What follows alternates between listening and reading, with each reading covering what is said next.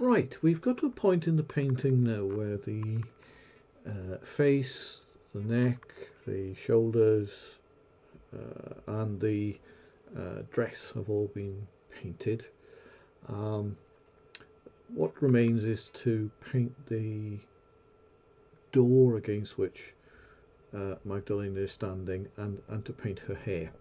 I'm going to paint the door first. Doesn't really matter, but that's the way I'm going to do it because that's the way I feel like it, I suppose.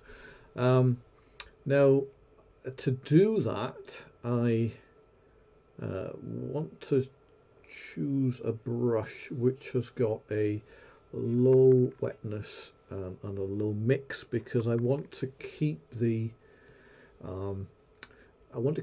detail of these studs. I think they're fake actually, but you know, it's a nice effect, um, which are present on the more brightly lit side of the doorway. Obviously, on this darker side, on the right hand side of the image, there's very little detail there, and there's no point inventing it. So I'll just make that'll be just plain black. But on a bit more than half of it, there will be some detail. So I've chosen that sort of low brush because I want to keep low wetness brush, because I want to keep that detail and I want to smudge it out. And so basically, it is just a case of getting in there and doing it. Um, the whole process takes probably 30 or 40 minutes altogether, so I'm not going to show you all of it because it's not that interesting. But I start off with a brush. I can make it slightly bigger than that, but I don't want it to be any bigger than the studs. And then it's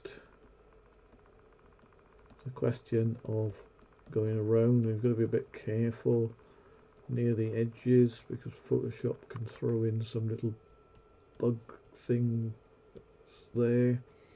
But basically, one can just fairly quickly go around. It's nothing like as detailed as the work on the dress was, but there one can just go around and paint in this background fairly loosely. You don't. It's only a background. We just want to suggest detail. We don't need a huge amount of detail.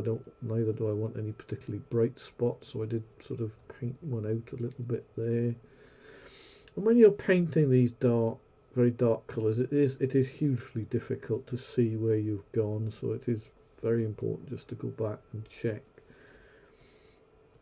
Make sure you're not leaving holes all over the place, because you will be. So just get in there and fill them in. Make sure that even if it's not a full hole, if you haven't put enough paint onto your layer, that you do so.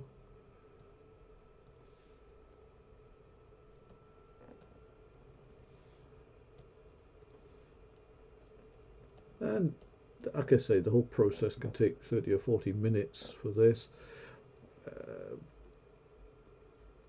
But when I come in close to the hair, I want to get rid of some of these stray hairs. That's just a little bit of tidying up before we actually paint the hair properly, because I won't want to paint in these little stray hairs that are sticking up. So I may as well get rid of them now.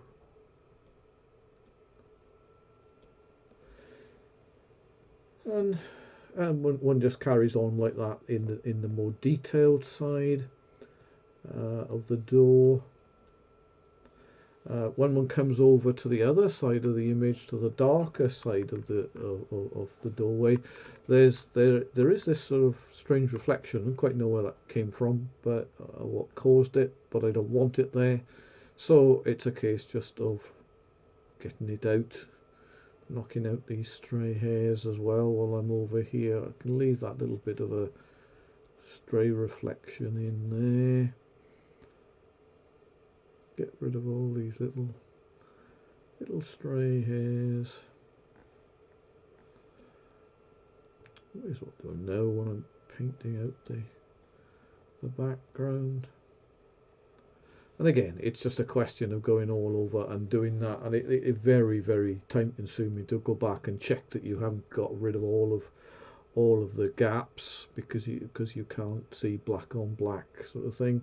So I mean, in time honored fashion, here's one I did earlier, um, where I've basically just kept the detail of the doorway as I described, and everything now is I've come down here and been very careful, maybe not careful enough.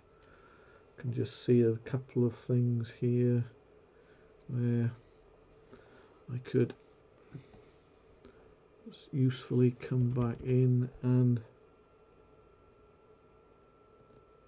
tidy up that edge and tidy up just a touch here. Oh, that was actually the edge of a stud, that's right, so I decided to leave. I don't think I will leave it there on reflection because it'll just look a little bit like like a mistake right on the edge of his shoulder. There we go. So that's basically everything done now except for painting her hair.